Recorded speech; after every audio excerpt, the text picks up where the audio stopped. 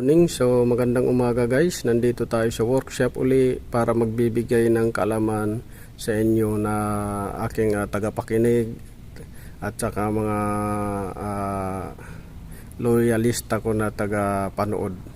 So this is Autoboyson. So mabibigay sa inyo guys ng konting kaalaman dito sa mga trabaho na ginagawa ko dito sa workshop. So ngayon guys, ipapakita ko sa inyo yung ginagawa nating Ford Explorer. So issue nito makina. So binaba na natin yung makina nito guys. Silipin na lang natin guys at ipapakita ko sa inyo. So ito guys yung ginagawang makina dito. Yan, nakabunot na. Wala na yung makina. Hindi natin mabigdyuhan yan kasi masyadong nagmamadali yung manager nito at kailangan mabaklas yung makina. Kasi ang technique dito, kailangan baklasin mo kagad yung makina para pagka nabaklas yung makina, mag-refuse man yung may-ari na magbago ang isip, magbabayad pa rin siya na sa pagbaklas ng makina. Ganyan guys. So nakabaklas na guys yung makina. Papakita ko na lang sa inyo yung issue nito guys. Explain ko sa inyo. Ito guys yung makina niya doon sa Ford Explorer. So ang issue nito guys ay pagka umaandar guys, sobrang ingay. Sobrang ingay niya, parang may bato sa loob na ginigiling at saka nag-overheat. So nag-overheat, madali lang hanapin yan guys, pero yung nagigiling ng bato or parang bato sa loob, mahirap pa hanapin unless ibababa mo yung makina at bubuksan mo yung makina, buong makina. So sa overheat, ito yung cause guys, yan. So may leak na dyan sa water pump. Diyan yung issue ng overheat. So issue ng overheat yan guys dahil sa water pump. Yan, water pump. At saka doon sa hoses niya. Yan. Yan, overheat yan na issue. So tsaka dito sa thermostat valve. Yan, kung makikita nyo, stuck up na, sira pa yung guma. So kikita nyo, sira yung guma.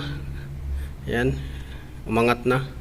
So doon naman guys sa issue ng issue ng nagigiling yung makina. Ito yung guys. Yan, kikita nyo, basag na siya dito guys. So bakit nabasag siya guys? Dalawa lang o tatlo ang possible cause yan. Pagka itong sprocket lumuwag, sigurado yang magbabibrate, aabot na dito sa cover. Ayan, nabasag. So kikita nyo, crack dito, basag dito. Yan. Yan yung Pangalawa, yung timing chain, hahampas na yan guys dito. Hahampas yan. So mababasag yan. Pangatlo, kung itong na to, camshaft is basag na talaga, tabingi na. Yan yung So hindi pa naman natin yan nabuksan, pero nakita na natin na basag yung valve cover. So yan, marami na rin siyang tagas ng langis. Yan, marami na siyang tagas. Tagas ng langis. Tapos silipin natin yung intake. So yan, intake. Grabe na rin yung carbon. Puno ng carbon. So ibig sabihin talagang na to. Matagal na tong hindi nakaranas ng repair kasi yan kapal na, parang yung natuklap na sa loob yung iba, kapal na ng carbon. Dito sa kabila ganon rin,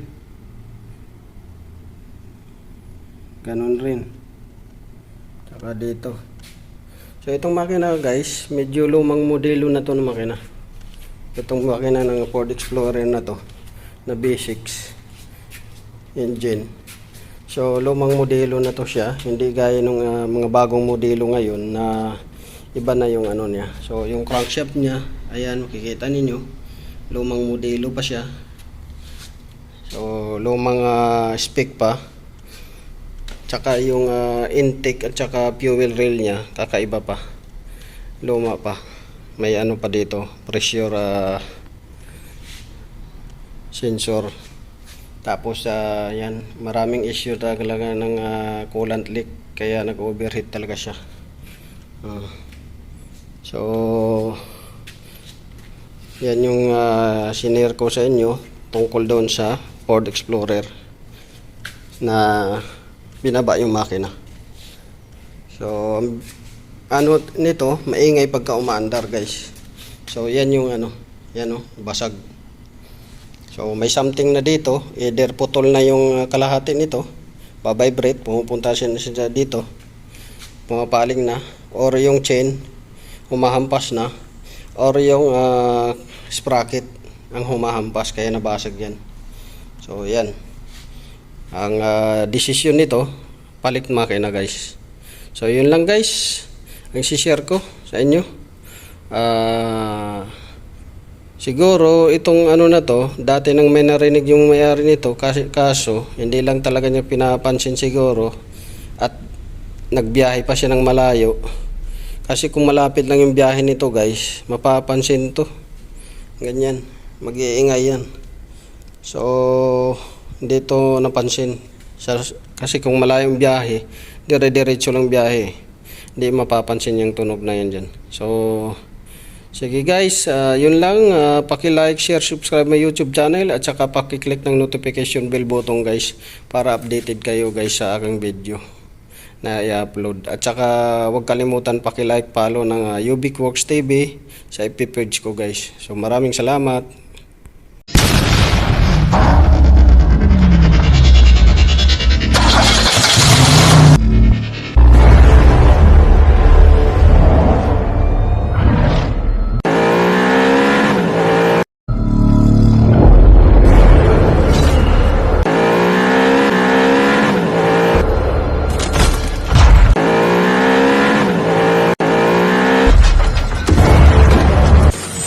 Make